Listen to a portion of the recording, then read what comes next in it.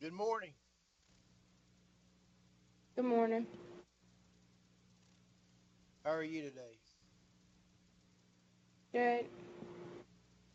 Good. Uh, Thanks for sending me that email. That was my bust. I got it took care of. Okay, thank you. Yeah, I just put the wrong grade in on the wrong deal. Uh,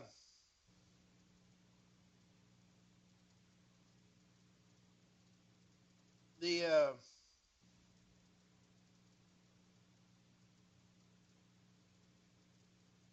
Before we get, I told you we'd listen to that speech of Temple Grandin's.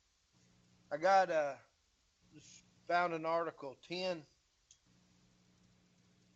tips for young ranchers. I thought I'd share with the class. Uh,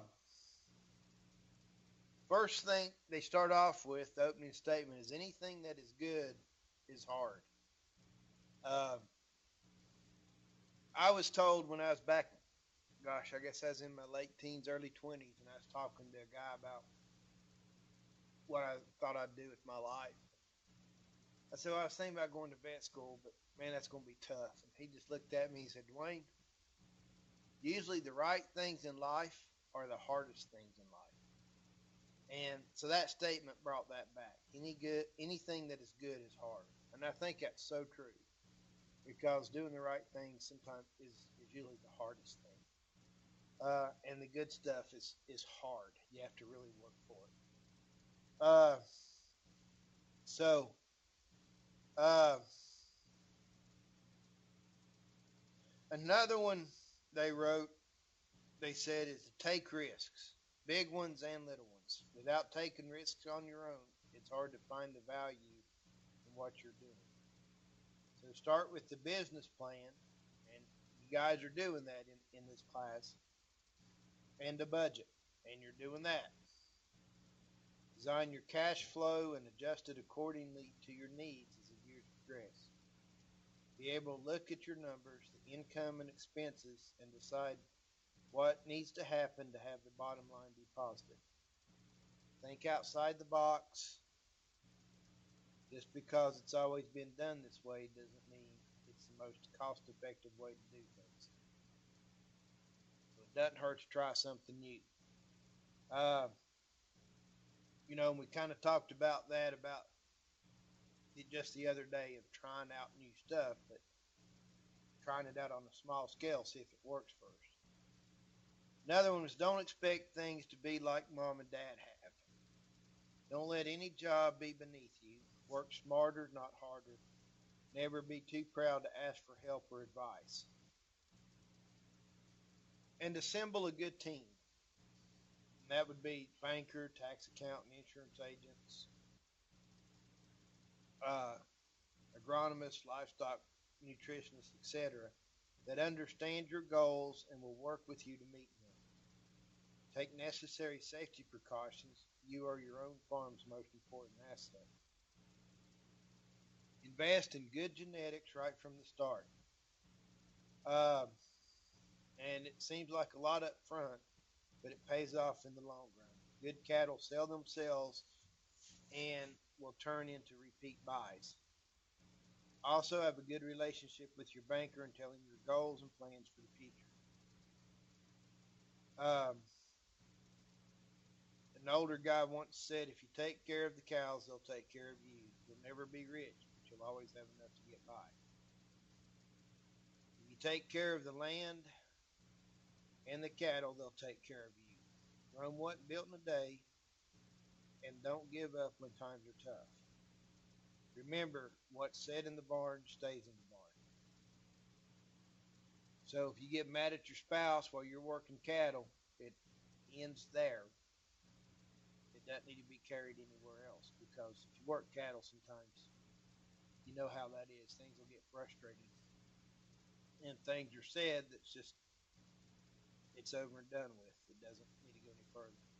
It's not a good excuse to be mean to your spouse. I'm just saying. Uh, Learn from those ranchers that have been around a cattle and weather cycle a time or two. Surround yourself with wisdom. Another one said, my dad always said there's a difference between a cowboy and a cowman. He helped raise generations of young ranchers. Be sure to listen when the experienced cowman offers help. The good ones won't offer if not asked, unless it's really important. Make decisions based on as much factual information as possible. It is so easy to access quality information and research. It would be foolish not to. Emotion-based decisions are typically not the best business decisions. Learn to recognize the difference between emotional-based and business decisions. Keep meticulous records.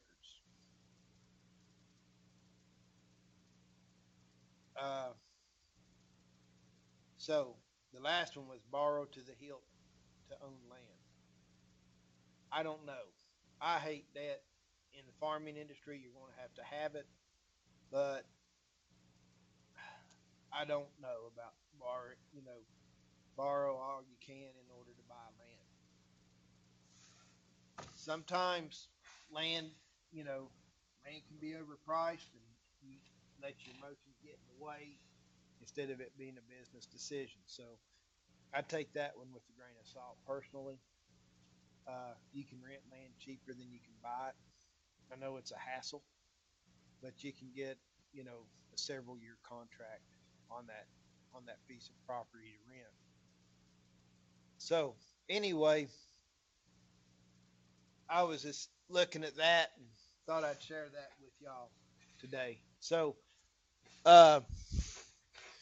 here, the other day we were talking about cattle handling, and we were, watching some videos, and we were talking about Temple Grandin's video was one of them, and they talked about a speech that she gave at Oklahoma State, and we said we'd watch that today. So let's watch this, and then we'll discuss it. It's about 42 minutes, okay? So it is kind of long, but it's very interesting. I watched it. I've watched it a couple of times, and I've learned something every time I've watched it. So anyway, let me flick this over, and we'll watch it. And it's on YouTube if you don't want to watch it through the recording, for those taking it online.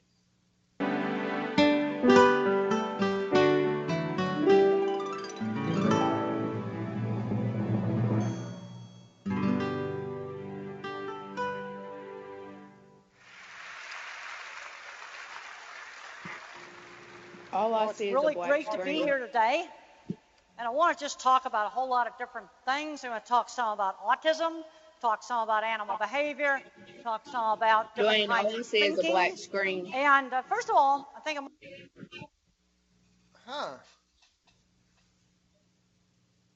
All right, give me a second. See what's going on here.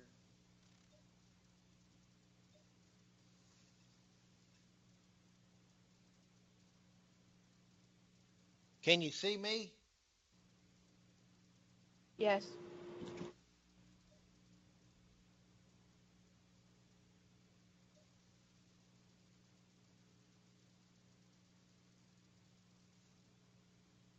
And now you just see the black screen again? Yes. Huh. It was working yesterday.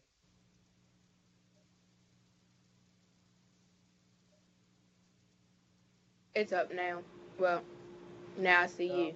It was up for a second. Now can you see it? Yes. All right. Let me start over again. about autism, talk.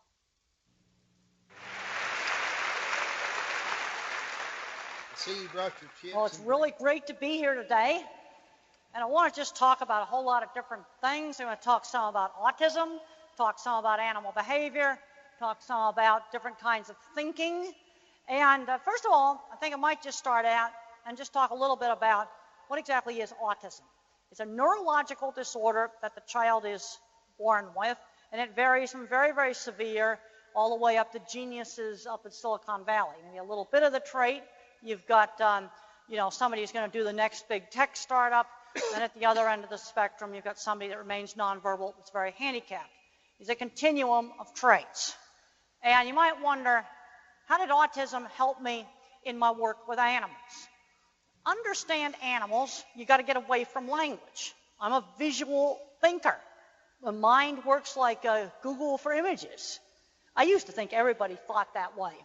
And one of the things I hope I get you to think about today is different ways of thinking, different ways of approaching problems. And an animal's world is totally sensory-based. They're going to store memories as a picture, as a little audio file, as a touch sensation, as a smell. Just imagine how much information the dog gets off the local tree. He knows who's been there, when they were there, are they friend or foe, what is their rank in the social hierarchy. There's lots of information on a local tree, but it's sensory-based. Well, how do you know that? Well, the only way the brain can store information, if you don't have verbal language, is sensory-based. And even ants can store pictures in their brain. There's actually a paper in Science about that called Multiple Stored Views, where ants use pictures to find their way back home. Now, language has a tendency to kind of cover up the kind of sensory-based thinking. This is Van Gogh's Starry Night. And you can see how you got these eddies up in the sky. Well, some mathematicians decided they'd analyze those eddies, and they fit a statistical model of turbulence. I don't think Van Gogh knows anything about mathematics or turbulence. He just thought they were pretty. And that brings up, pattern thinking. Going to discuss that a little bit later. There's a certain type of Alzheimer's, whereas the frontal cortex gets destroyed, art ability comes out in somebody with no previous interest in art. This is the work by Bruce Miller, and that picture there, the beautiful horse picture, was drawn by a patient with Alzheimer's. And then eventually, the disease wrecks everything. See, the brain is sort of like a big office tower. You see, I have to think in pictures in order to think about things. Imagine a great big office tower. Up at the top of the office tower, you got the chief executive officer. That's the frontal cortex. Then you've got the division vice presidents.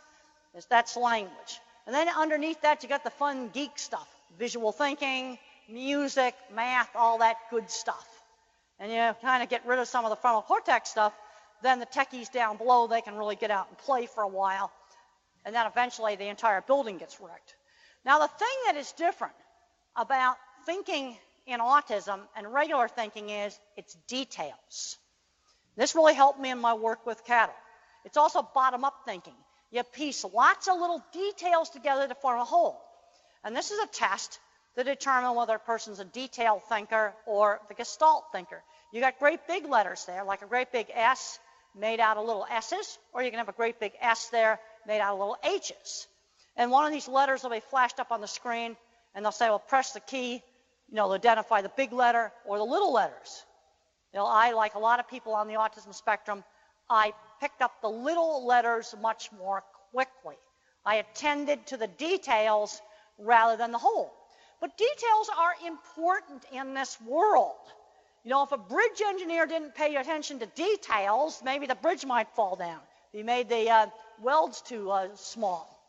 Okay, there's some research now that shows that the normal brain tends to ignore details. And the way this study was done, it was done by Dr. Nancy Minshew at the University of Pittsburgh, is they put people in a brain scanner and had them read out of a book. And the autistic person gets the details of the words.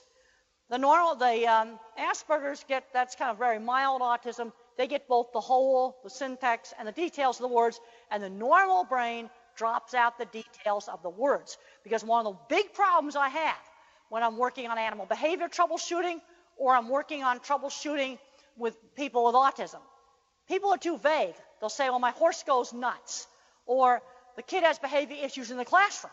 Well, what's a behavior issue in the classroom? Throwing spitballs, I might have to handle that a lot more differently than I would handle a problem with maybe being aggressive in the classroom. Very important. Okay, some of the very first work when I started out working with animals was to figure out why cattle didn't want to go through certain chutes. And I went around to a whole bunch of feed yards in Arizona, And in some feed yards, the animals went through easily. In another feed yard, they wouldn't. They might be blinded by the sun. This particular place, the animals didn't want to pass this flag. This particular place is ready to tear down the whole facility. And all they had to do was just move the flag. Why was the flag their distraction? It's rapid contrast, and it's high, and it's rapid movement. It's high contrast. You know what? You're going to have to stop. This is driving me crazy. This brings up another problem that I have in autism. Is one of the problems is attention shifting slowness. I find it very, very difficult to block out all the flashes. Like the TV cameras don't bother me because they just sit there and they don't move and they don't do things. And I think we're going to have to stop the picture taking here. I'm sorry. And I was going to talk just a little bit later on about some of the sensory problems. Okay, look at how that animal is looking at that sunbeam. You know, that seems really obvious. And on a cloudy day, you're not going to have that sunbeam. But when I first started out, you know, people thought it was crazy that I actually started looking at things that cattle were looking at. And I found if you remove distractions, like a chain hanging down in a chute, a coat on a fence, maybe get rid of reflections, then they'd move right through the system. You got to get right down in the chutes and see what the animals are seeing. This is some of the first work that I ever did. And when I started out in the 70s, I was a total pioneer. The movie shows very nicely how, you know, women weren't allowed in the feed yards. You know, there was a lot of male chauvinist piggery in those days. And nobody in those days was really working hard on cattle handling, except for one scientist from South Africa. And I went to his seminars, and there was another scientist in New Zealand, Ron Kilgore, and he was looked at, too, like he was a nut. He was doing some of the same things I was doing with sheep back in the early 70s, getting down and seeing what they're seeing. Look at all the shadows that you get on a really bright, sunny day. Cloudy day, you don't have the shadows. You can see people through the side of the chute. They either need to back off or you need to put up a solid side. You know, thinking about what cattle were seeing, nobody had even thought that that was important before. Also, you've got to watch things like ear radar. The movie did a beautiful job of showing which way the horse's ears are going. Look at how the zebra and the horse have an ear on each other, and the other ear is on me. You know, you've got to watch details. Animals will tell you things. How do you know if an animal's starting to get scared? You see the whites of their eyes, they're getting scared.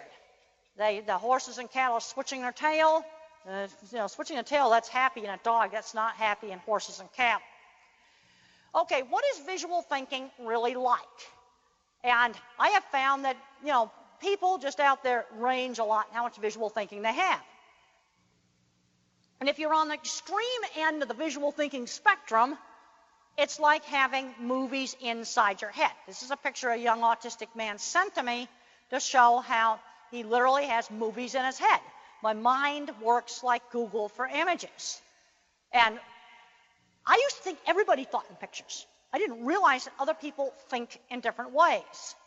And I realized my thinking was different when I was writing my book, Thinking in Pictures, that was published in the mid-90s. And I asked people, think about a church steeple. How do they come into your mind? That was the question. And I was really shocked to find out that most people got this generalized, vague church steeple. I only see specific ones. Now, if I ask you, think about a house or a car, you immediately see your own house or car. But I wanted to ask you something that nobody usually owns one, but you see them every day, and the visual thinker will just start naming off where the churches are located. Or if I ask you about a boat, they'll start naming off the boats that they know. It's specific. This brings up a really important concept. It's specific to general thinking. I form concepts by taking specific examples, put them in a category. So you have a whole lot of specific examples of what a church steeple is, or maybe what a house is. It's all specific. It's bottom-up thinking rather than top-down. And I'm going to show you how they flash into my mind. The movie did an absolutely fantastic job of showing how pictures flash into my mind. Okay, childhood one, local ones, famous ones. They come up just about like that, sort of like going through Google for images. And I can go back through them. And the pictures that tend to come up first are early memories from childhood or something I saw just last week. And now, of course, for the church steeples in Fort Collins, I have all the weird ones. There's a weird round one with wood shingles on it. There's an ugly cinder block square one that has green louvers on it. I call that one Our Lady of the Louvers. It's over in LaPorte, Colorado. It's specific. Now, if I say cell phone tower, I see another set of pictures, like a fake tree, a really stupid fake tree, or a fake silo. And I put the cell phone stuff in there. But the problem is, if I ask you about cell phone towers, a lot of people may not know what they look like. I've got to ask you something you know what it looks like. So it just flashes up in my mind, and then you can get off the subject. Okay, let's say the last one right there. Okay, if I hold that up in my mind, then I might start thinking about my trip to London. This is how it's associative. Then it gets off. So now I start getting pictures of, we went and we looked at the crown jewels. Oh, they were really pretty. I looked at them, I go, are those really real? Now I'm in the diamond category, and I'm seeing the ad for De Beers, and it says a diamond is forever. That makes me think about something I tell my students about email. I said, emails are like diamonds. They are forever. So if you write really bad stuff on the internet, it can be forever. You see, okay, how did I get from church steeples to London to diamonds to email? Okay, now you see there's a logic to that thinking. It's associative, it's not linear. Now, visual thinking really helped me in my work designing cattle handling facilities, because when I drew a drawing, I could test run the equipment in my mind. Now, I had to go through quite a long learning process, and this brings up the important thing of you have to develop abilities. And when I was a little kid, my parents developed my ability in art. My ability in art was encouraged. Girls in the 50s learned sewing. I had a toy sewing machine, and then later on in 6th grade, I got a real one. I loved sewing. It was making things. And I was really good at artwork and good at making things. I was very good at embroidery, too. In fact, that helped to get me into the Swift plant. And there's a scene in the movie where I meet the wife of the manager. Actually, it was the wife of the insurance agent. There was a slight change here, and she liked a hand-embroidered shirt. I was wearing my portfolio. And what I learned is I had to sell my work and not myself. But we take these young, quirky kids, might be good at one thing, bad at something else. We need to build up their area of strength. And we need to be thinking a lot more about what are they going to do when they grow up. Now, I have found that visual thinking is a continuum that most designer friends I have that are in the meat industry, when they look at a blueprint for the whole plant layout, they can visualize the equipment still but not running.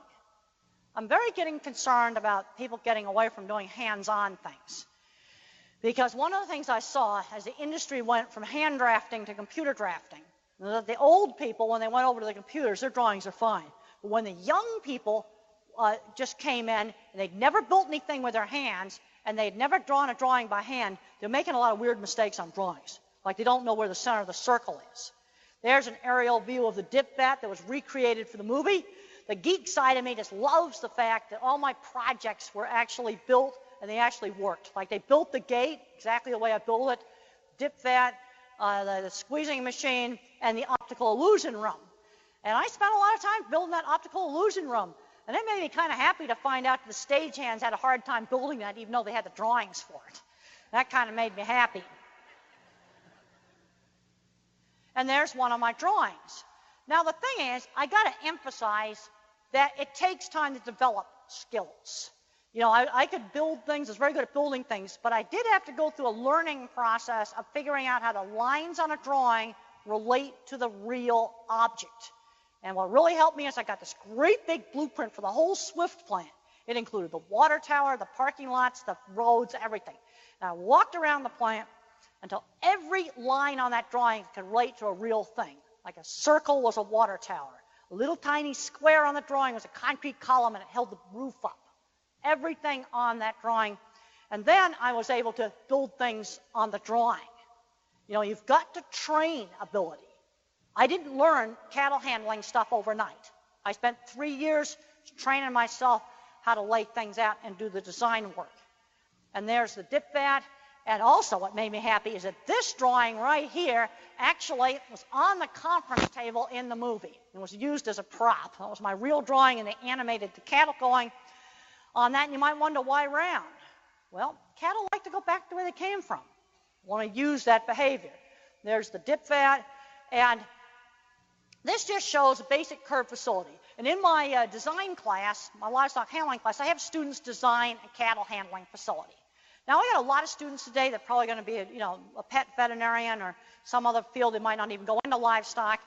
And they say, well, why do I have to design a cattle handling facility? I said, okay, for people that may become, a small animal practitioner when they grow up, think of this as a visual problem-solving task.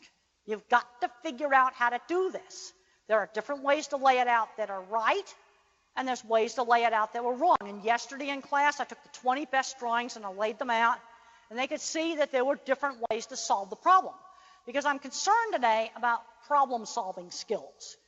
Kids aren't doing hands-on things. They've taken hands-on classes out of the schools. I think it's a problem. And I have to teach my students how to relate the lines on this drawing to the actual real thing. So in class, I actually switch these back and forth in class, kind of like this. So they can look at the drawing and then look at the thing. And then I have them take this drawing and walk around down at our RDAC experiment station and relate the lines on the drawing to the real thing. And there's the real thing. Here are some of the common mistakes I've seen in young people that have come into the industry, and they're doing computer-aided drafting, and they've never used their hands to build things or draw.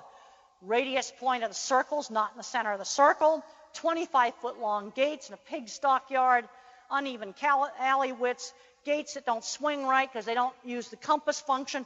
I have had students in my class that didn't even know what a compass was for drawing circles.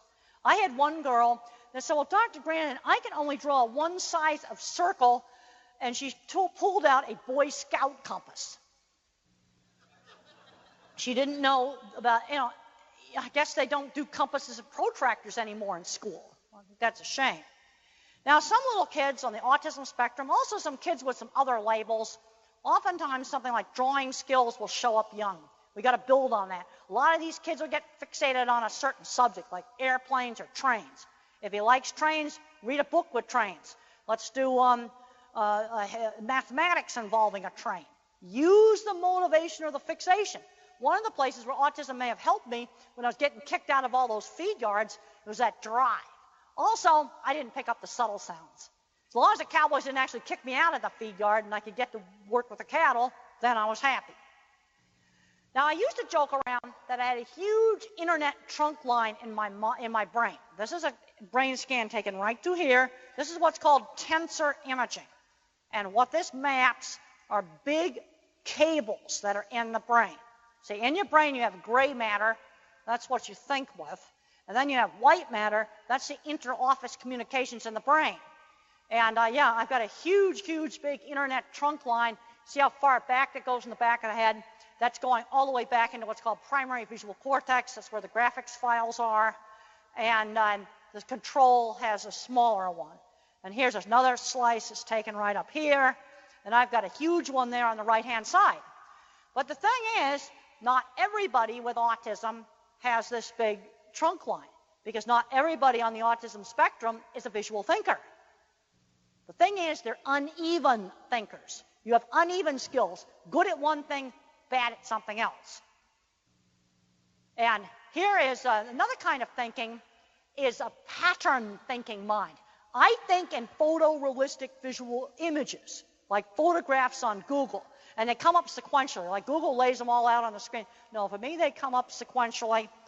And the pattern thinking mind, and this is the mathematics mind, this is a more abstract kind of visual thinker. And this praying mantis is made out of a single sheet of folded paper. No scotch tape, no cuts. And what you see in the background, that's the folding pattern for making the praying mantis. This isn't my mind. And these are the guys that are going to be really good at programming and engineering. Now, this is an important slide, because I have found when you get kids that have problems, and don't get too hung up on these diagnostic labels, because right now they're thinking of taking the Asperger's label out, which is Asperger's is just mild autism, making it all autism. Now they've got another awful category, temper dysregulation disorder. And then they also have got another one, oppositional defiant disorder. I have a hard time with that being a medical disorder. Thank you very much. My my training in neuroscience, and I've got a lot of training in neuroscience. I'm more of a hardcore biologist. There are certain things in the brain like anxiety, you can get obsessive compulsive, depression, schizophrenia, the autism, the lack of social interaction, but all this other stuff, once you get away from maybe 5 or 6 various brain systems, I think gets into the BS department, if you want my opinion of it. And what I have found is that certain people like me that are photorealistic visual thinkers. We can't do algebra. Absolutely can't do algebra. But I'm finding people that where algebra was failed, but they could do geometry and trig. And they need to jump to geometry and trig. Also, some of the pattern thinkers have this same problem. Daniel Tammet, he wrote a book called Born on a Blue Day. If you want to understand pattern thinkers, that'd be a great book to read. Oftentimes they have trouble with reading comprehension. English writing, doing really good English writing, or any language writing. These are your music and math minds, the pattern thinkers. And then another kind of specialist mind, they're a verbal thinker. These are the guys that can tell you every fact about the weather. These are the guys that might make really good journalists. They make a great tour guide because they can just talk about their favorite thing over and over and over again. And then I had a student that was dyslexic, and she was an auditory thinker because she had a visual processing problem that made it just impossible for her to draw. And she did animal behavior by listening to how animals sound, their breathing, how they walk, it's the sound of them walking, and not it drawing. Okay, now what you might be wondering here is, how do I form a concept? How do I understand a concept when everything is a bunch of pictures floating around in my mind? I got to sort the pictures into categories. This is a picture I got from the same little book called Little Rain Man.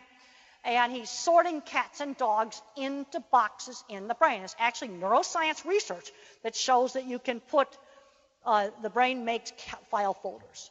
For example, on the leash and off the leash, a dog will treat that as 2 separate things. The rider on the horse, I get scared, people on the ground is fine. Different file folders, different pictures. And so when I was a little kid, I sorted the animals by size. And then when a neighbor's got a dachshund, I had to figure out why Rosie the dachshund was not a cat. And I finally figured out that all dogs, no matter how teeny weeny, have the same nose. On the leash, off the leash. You see, it's a different picture. Oh, sorry about that. Sorry, there's something in here that's making me allergic. I'm really, really sorry about that. I hope that didn't deafen everybody. That's the kind of sound that when I was a kid, that would have just sent me into a screaming tantrum. Loud, sudden sounds like that hurt my ears like a dentist drill hitting a nerve. Man on the horse, man on the ground. Cattle view that as 2 different things. Cattle that are used to being moved on a horse, they may have a flight zone of this big. Get the person on the ground, they're running away and scattering, unless they're trained to both. You see, it's a different picture. Animal thinking is much more specific.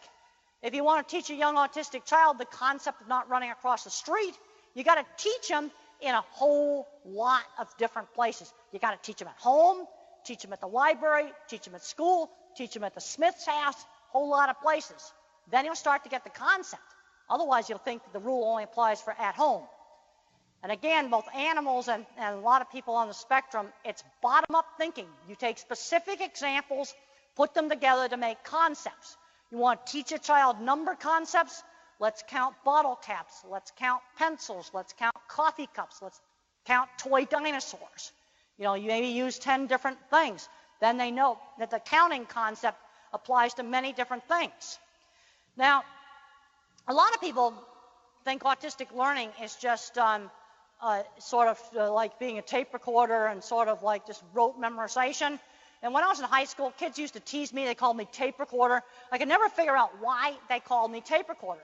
And they called me tape recorder because I would always say the same things.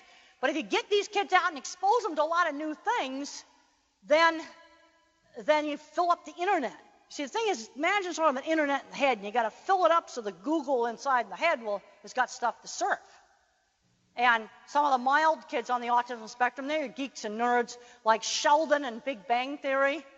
And Sheldon got an Emmy. And when he did his acceptance speech, he was just Sheldon. He was just playing who he really is. Well, he gets up there and just really geeky. He goes, and he blurts out 25 names of people to thank. Okay, teaching concepts by specific example. A kite's up in the air. You walk up the stairs. You walk up a hill. You go up in the attic. These are all examples of up. Teach that concept. Same thing with math. Count a variety of different things. Now, here's a horse that's scared to death of black cowboy hats. And he's scared of black cowboy hats because when something very bad was done to him, he was looking right at a black cowboy hat. White cowboy hats are good. Black cowboy hats are bad. They often will associate something bad with something they saw or heard right at the moment the bad thing happened. Like a dog might get afraid of the place where he got hit by a car. Well, a person wouldn't do that. A person's got more association cortex and would know that the car did it, not the mailbox he was looking at the moment he got hit. Let's get back to the different kinds of minds. And when I was asked to do this talk, I was asked to give a longer version talk I did for the TED conference out in California. It has a lot of technical people. I got to meet the heads of Google. I got to meet all kinds of really neat people. And I got to meet a lot of geeky, kind of nerdy people that went down the right track. And what worries me, and I just gave a talk in Missouri, is a lot of these quirky, geeky kids are getting addicted to video games and they're not going anywhere. And when they're out in California, they just go right into, airplane design, or they go into a tech startup. Those are the lucky ones. And we got to figure out how different minds can work together. Because I have found with my own students, I had a student one time, she was good at everything I was bad at. She knew how to keep records really neatly, keep all the data straight, run all the SAS programs. But what I was good at was thinking up the experiments. So we made a really good team. We need, different kinds of minds, and they work together, can really do good things. We want to think about different kinds of minds. We need to be thinking about what a lot of these quirky kids are going to do for a job. I'm seeing too many kids graduate from high school and they don't have any job skills. When I was 13 years old, mother had me working for seamstress. When I was in high school, I took care of 9 horses. I was building things. When I was in college, I did an internship at a research lab. We've got to start teaching these kids work skills. Where are all the mildly autistic people my age today? Most of us are employed, starting out with paper routes, when we were kids. I'm seeing too many of these kids kind of going down a rut they shouldn't be going down. We've got to work on helping these students to be successful, build up their strengths. And when it comes to the video game playing, let's limit it to an hour a day. You see, there are some kids that could go in to be a video game programmer. Not me, I can't do the math. If video games had been around in the 60s, I would have been a video game addict, and I wouldn't have gone anywhere, because I don't have the right skills for making video games.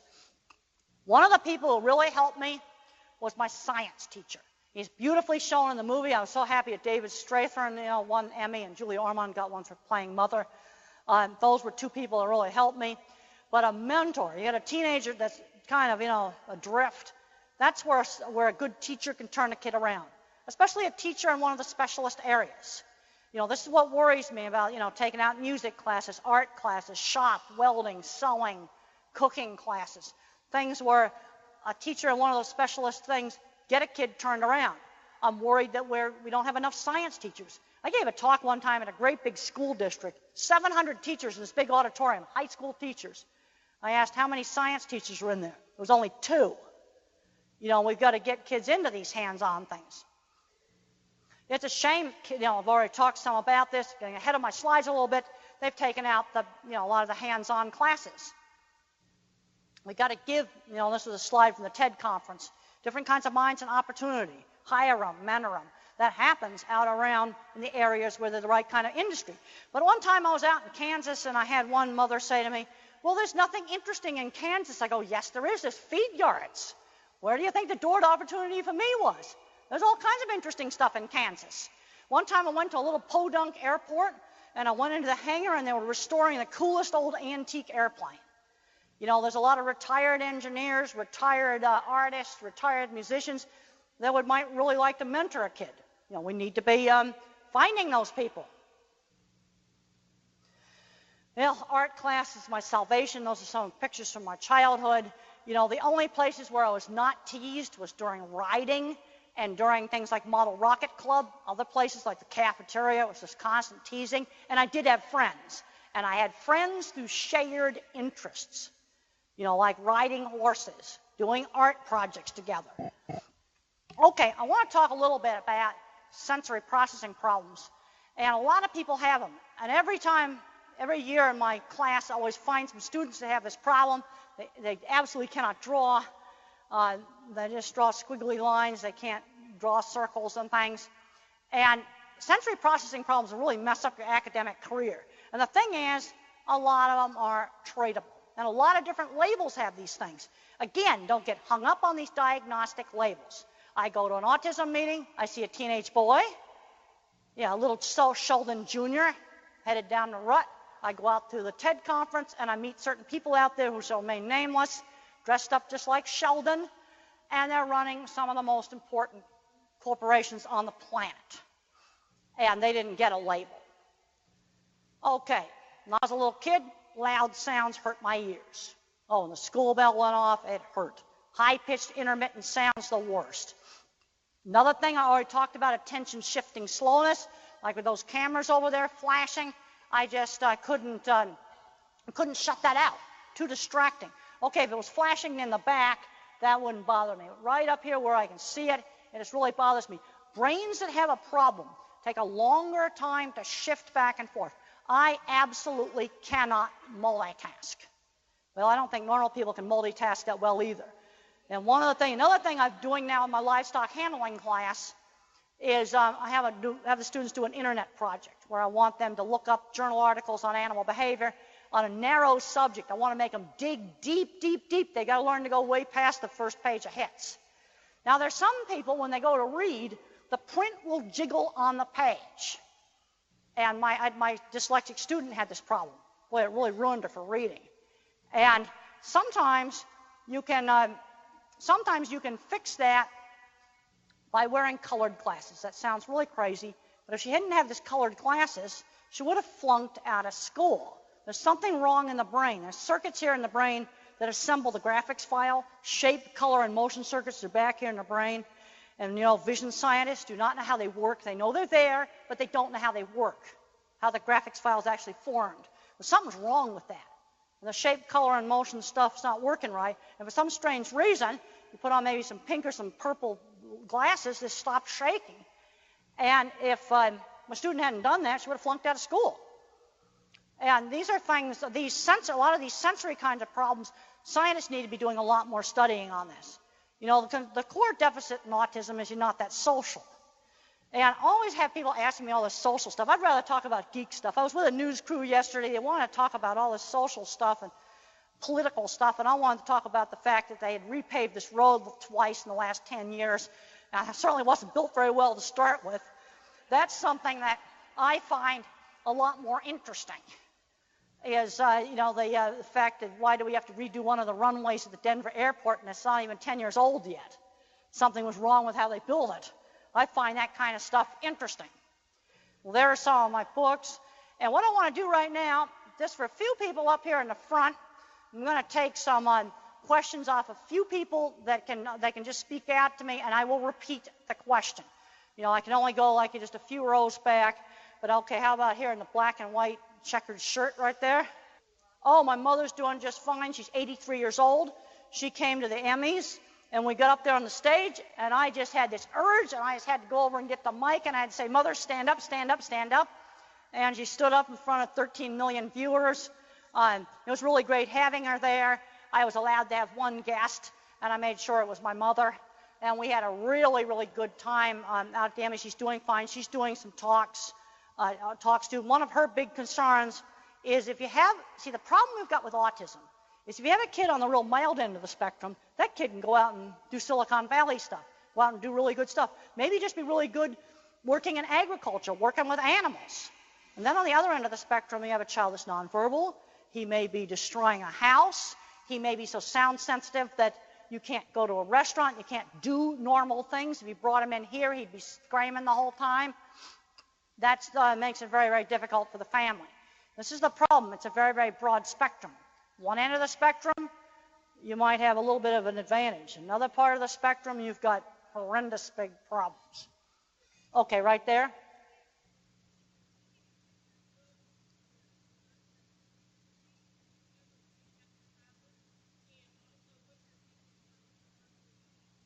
All right, there's two questions I got here. Do I take the squeeze machine when I'm traveling? No, I don't. In fact, I've gotten where I can hug real people now, but deep pressure is very calming to the nervous system. Deep pressure over wide areas of the body. I got the idea for the squeeze machine from Cattle Squeeze Chute. That's shown very nicely in the movie. And when I first watched cattle go in the cattle squeeze chute, all they were doing was giving them a vaccination. They weren't doing anything, painful to them. And I noticed some of the animals just kind of lay down. So of course I wanted to go try out the cattle squeeze chute. And then I built one. And there's a lot of simple ways to do pressure with little kids. Getting in net swings, getting under gym mats, weighted vests. And the thing is, autism is very variable. So maybe doing deep pressure works for one kid, it won't work for another kid. This is one of the problems we have with autism. The sensory issues you have in autism are real variable. When I think about the whole mercury thing, and I always get asked about the increase in autism. I think the geeks and the nerds, the mild Asperger's, the guys that aren't very social, they're really geeky, they've always been here. The Sheldons, I can think of kids I went to school with that were like Sheldon, and he's got a good career. That Emmy's going to help him get other jobs and keep the show going. And I like seeing him getting that Emmy because he's one of us. You go back, play his little acceptance speech, and you'll see. He's playing himself. He was just the nerd in the tuxedo. Well, I think that show's just a blast. I love Sheldon. And, those people have always been here. But I think there's some very severe autism that has increased. You can get a kind of autism where the kid seems to be, he may have some problems, he's getting some language, and then they lose it. There's a very definite regression. And there's all the controversy about vaccines and things. I think one of the things that has to be done to shut that book permanently is we've got to study the regressive subgroup separately. And when I bring that up to the experts, they just get very silent. Thing is, when you're dealing with a disorder that's very, very, very variable,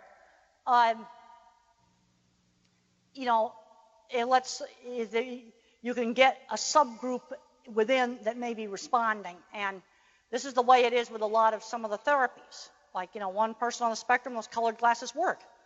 Maybe 10% of the time. They really work for that 10%. The other 90%, they don't work. Okay, we're going to right there.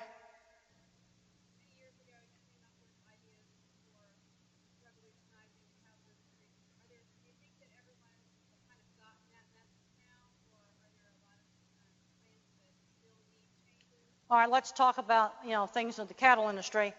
What I found in the cattle industry, even back in the 70s, selling the equipment was easy. Oh, they'd build a new dip vat and tear it up and wreck it. Well, in the 80s, that was a terrible phase for the industry. The plants went to wreck, and they just speeded everything up and sloppy, and things got really bad. There were always a few places that did things right. I always had my good clients. That's what kept me going. And there were a lot of other people, I'd put in a nice center track restrainer system and tear it up and destroy it. I don't want to go into what they would do to the cattle.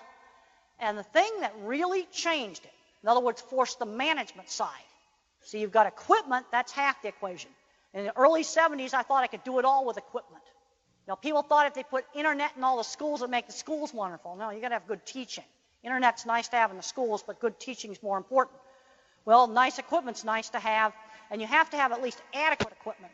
Then in the early 90s, things started to change. There was the Jack-in-the-Box E. coli disaster, and McDonald's moved in and started inspecting meat plants for food safety.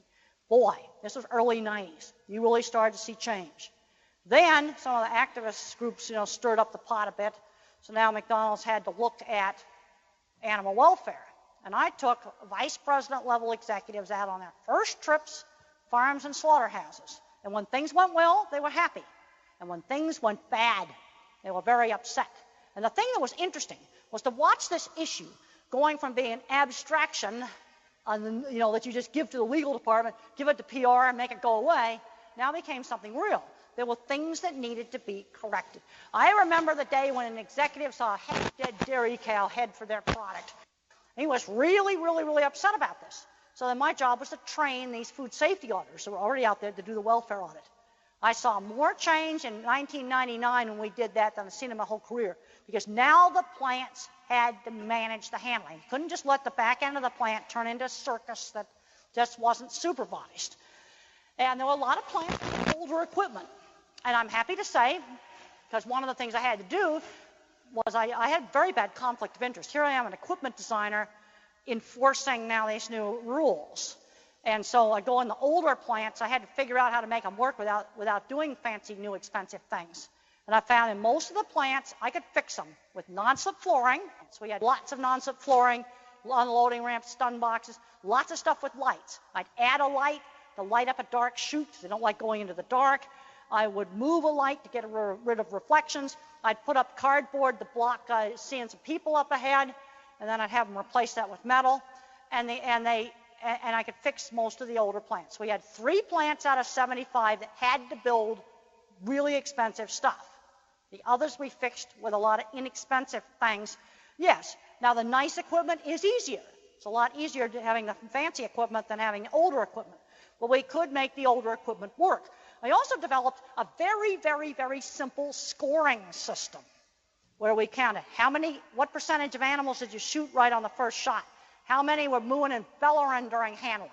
That's a really good measure of handling problems. How many fell down? How many did you put the electric prod on? Simple things I could measure that were like speed limits. It worked absolutely great. So in the beginning, I was strictly, I'm going to say, a hardware engineer. And then lately, I've been working more on what I call software engineering. I mean software as in soft inside of here. We've got to start changing attitudes. And there were a few plant managers that had to be fired. There were 3 out of the 75. Nothing was going to change. And I think I'm getting a signal here that we need to be ending. And I just want to thank you all for coming.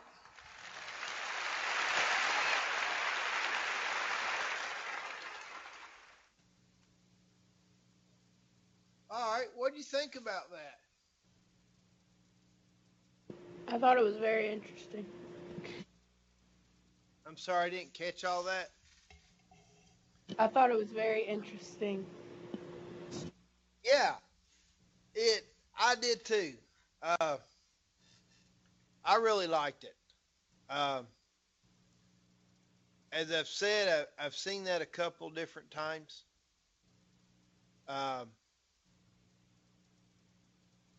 And this is probably about the 3rd time I've seen it. And I think it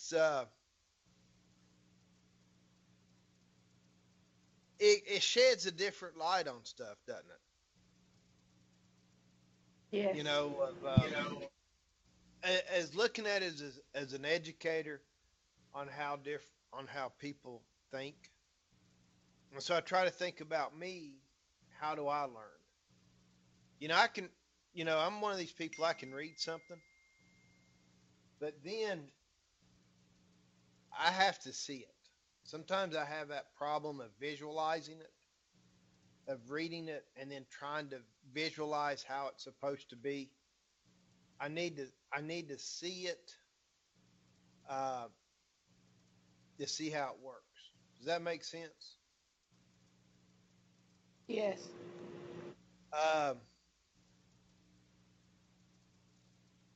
I have a nephew that's autistic,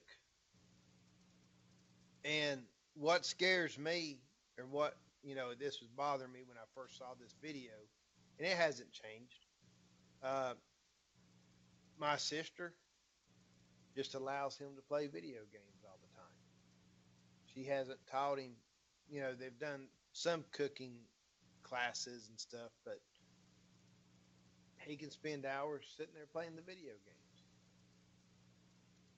He's 20-some years old now and still likes to sit in he likes to sit in mom's lap, or my sister's lap, but,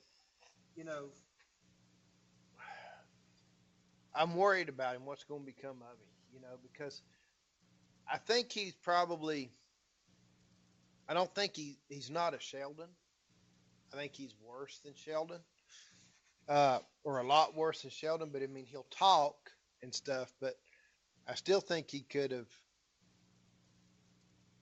Did you see the movie about her? No. You need to watch that. You may be able to find it on YouTube. Do you have Netflix? No, I don't. You may be able to find it at a Redbox. I think we rented it at a Redbox. Whether it's still out there now or not, I don't know. But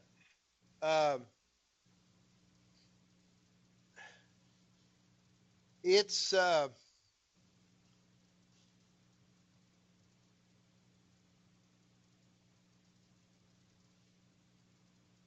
you know it's interesting. Her mother made her go out and do stuff. You know, her mother sent her off to I can't remember if it's her mother's sister or mother's brother, uh, but either an in-law or a direct brother or sister had a ranch. So she sent her out to that ranch for summertime, and that's where she started getting interested in cattle and figured out that squeeze chute. Then she made one for herself uh, to go sit in and squeeze those sides in there. It's what she was talking about was a squeeze chute for herself. Uh, and uh, it's a good movie. Um, but I'm worried about my nephew. He doesn't have any life skills, and I think her mother was just an extraordinary lady to because the doctors told her she needed to be in a mental institution, and her mother kept bucking the system, so to say, and kept teaching her life skills and exposing her to stuff, and look where she's at today. Um, but it's it's interesting the way she thinks is the way thinking in pictures is the way that animals think, and so anyway, I just thought it was a very interesting deal. I know it wasn't a whole lot about cattle and stuff in there, but I think it's something we can relate to, uh, whether in agriculture in your personal life. But I thought it was a good speech. What did you learn from it? I Was learned a lot of different stuff. My grandma used to be a teacher in a special ed classroom, and she used to babysit a lot of autistic kids and stuff. So I was always around it, and I kind of learned how they thought, but this gave me a clearer understanding. okay.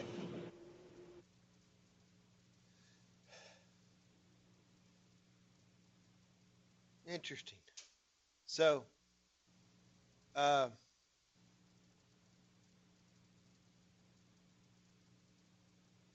anyway, so I wanted to show you that, and I wanted to talk about that 10 pieces of advice for young ranchers I shared with you earlier.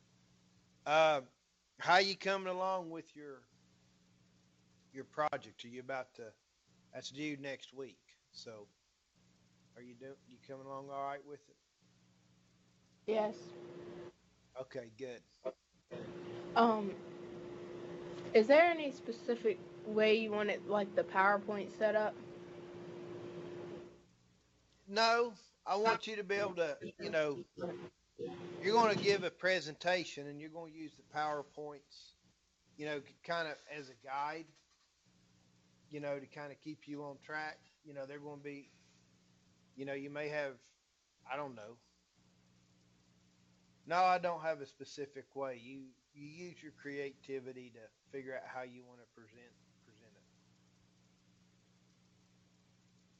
I know it probably doesn't help you much, but I want to see what you can do about putting together a presentation and presenting it. And you know, I think this is a good project for the class to do because because some of y'all have farms and, you've called me about them And I think now you're having to put your plan on paper. One of the students called me the other day, and I'm not going to say names, but her brother is Secretary of Agriculture for the state of Virginia. It's pretty cool. And she was telling me that they have a farm, and uh, they're wanting to kind of do stuff with it. And to me, this is ideal because now they can, or she can, you know, put a plan together for that farm on grazing or forage management and the type of cattle they want to have, and you know have a budget for it, have their goals set out for it. So I mean, I don't know for certain. I'm sorry if I'm wrong, uh, but if it's a collaboration of her and her siblings and other family members, she can put this plan together for the class, and then she can present it to them and say, hey, here's a business plan for us. Here's a forage management plan. Here's the goals that I would like to see. If you don't want to do something different, we can discuss it and change our goals for the operation. But, here's our farm of X number of acres, and I feel we should be able to run X number of cattle on there because I have a forage management plan that shows that, with the rotational grazing and the different forages we have, and I have a nutrition plan that, with their forages and the hay and the feed that we buy, or the hay that we make, you know, we should be able to meet, we can buy this feed and we can supplement the hay, and we should be able to and supplement our fall and spring grazing and feed them in the winter. And we should be able to meet their nutritional requirements. Here's when I hope to, here's when I would like to calve, and when I would like to market the calves, and here's what it's going to cost us. Here's our, based on the futures market for this year, this is what we could expect in return. You know what I mean? It's putting it all together so they can say, okay, well, let's tweak it here. Let's change some goals here. Or instead of doing this, how do we think about doing this type of operation? And they can make their changes according to what they all decide they want. But they have a basic outline for their cattle farm. Does that make sense? So I think it's a very practical project for her. Then I have another student, very similar situation. They have a farm, and um, she's a teacher, but you know she's doing this project on their farm.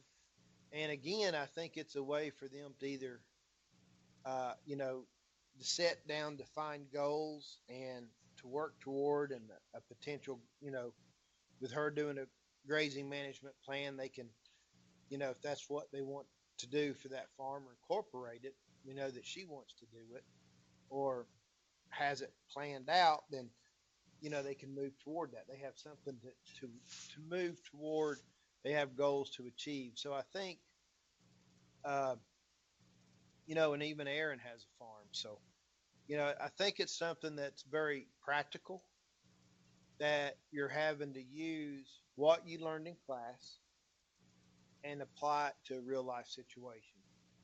I know you don't have a farm and you're having to make all this stuff up and put together your ideal farm, but the rest of the students have their own, do have a farm or a family farm, and they're incorporating this project with that family farm, uh, and using their using it for themselves. So I'm, I think it's a very good project, and I really hope they do a bang up job because not looking at it just for the grade, but looking at incorporating this to to your farms and making it profitable, because that's what it's all about. We got to make money, and then you have goals to go to shoot toward, and you know you can start exploring your different marketing options and so on and so forth. So personally, I think it's a great project, and I know it's a big project, but for those of you that have your farms, which is just about everybody taking the class, it's something you need to do if you haven't done it already. I mean, it's not that you can't go back there and say, okay, my grazing management deal that I put in, it doesn't work. I'm going to have to rearrange stuff. So rearrange it. That's the beauty of nowadays. We have this poly wire and electric fence. We could try it out for a few years and see if it works before we go to something permanent. And we may never want something permanent because not every year is the same year with water, with rainfall and snow and temperatures, so maybe having, a really big pasture and just using poly wire and dividing that up according to the year, you know, and we can move it. We've got you can buy that poly wire, and then you can buy a big thing looks like a fishing reel, and you can get on your four wheeler and you can tie that poly wire off to your fence and go, if your land permits, hold that off, press the gas, and shoot out across where you want it, and tie it off and go back in there with your little fiberglass post, and you got to put insulators up, of course, and add those posts to keep it off and hook the electricity up to it, and you can strip graze it. You got to come up with a water system. How you going to water? Is that as simple as just one of those big old Rubbermaid tanks or big old metal tank, and you've got one of those big square water deals you can slide in the back of your pickup truck, fill it up, or on a wagon or tractor, and take it out there and dump it in your water trough. Hey, this guy I know did that. He'd fill that up every day and go empty. He had about three. I forgot how big it was or how big his troughs were, but he had about three troughs out there, and every day he'd stick that hose in there and go off and do something while it filled up. Then he'd come back and we'd go out to the pasture or whatever paddock they were in and fill up the water troughs with it. And sometimes he had to do it twice a day in the summertime. But and yeah, it took time, but very low tech. It was time consuming, but it was in his budget. And if that system worked, then what he was planning on doing was digging a water line, burying a water line out there to that pasture, and then he was going to run hose for the summertime and just move a trough. You can buy, you now have like little hose, kind of like a snap-on deal, kind of like you can snap these attachments. You can just snap a hose onto it, or another piece of pipe. They have a male end and a female end. You snap it on there, and so what you could do is just run, lay your black plastic down, and instead of having the frost-free hydrants up, you can just leave a piece of pipe up with that attachment and a turn-off valve, connect it, cut it on, and put your trough there. You don't have to have a lot of troughs. You can always pick them up and move them. What we did in Wilmington, we had about 3 troughs, and we would just throw them on the back of the gators and move them. If they were full, we just pulled out the drain plug and emptied them out. And we'd hook, we had a little float on there, so once it filled up, it would cut off, and the cattle drank it down, it would regulate. So, what you have with that, it doesn't have to be expensive. It can be poly wire to begin with and change it around. And then, if you ever want to do something permanent, you can always come back and do something permanent. Uh, but it worked. It worked for him. It worked for us in Wilmington. It's kind of a similar thing we did. We had underground pipes we could hook onto, and that guy was going to get to that. He was just trying it out for a few years to see if for a couple grazing seasons to see if that system worked for him, or if he was on the right ideal. Then the next thing he was going to do was do a water system, but he was still going to continue to use the poly wire just because grazing seasons change from year to year, and he didn't want to move his cattle every day. He wanted enough to leave them for about 3 to. He's wanting to do it about a week, which is fine. You know, that way you're not damaging the plants too bad. 3 to 5 days is probably better, but you got to do what works for you with your time. So, um, he said, by this way, I can just change my polywire deal around. And he'd even gone so far as to put wooden posts up throughout his fields where he could just hang on to, on the corners. It worked. That's all that mattered, right? So, uh,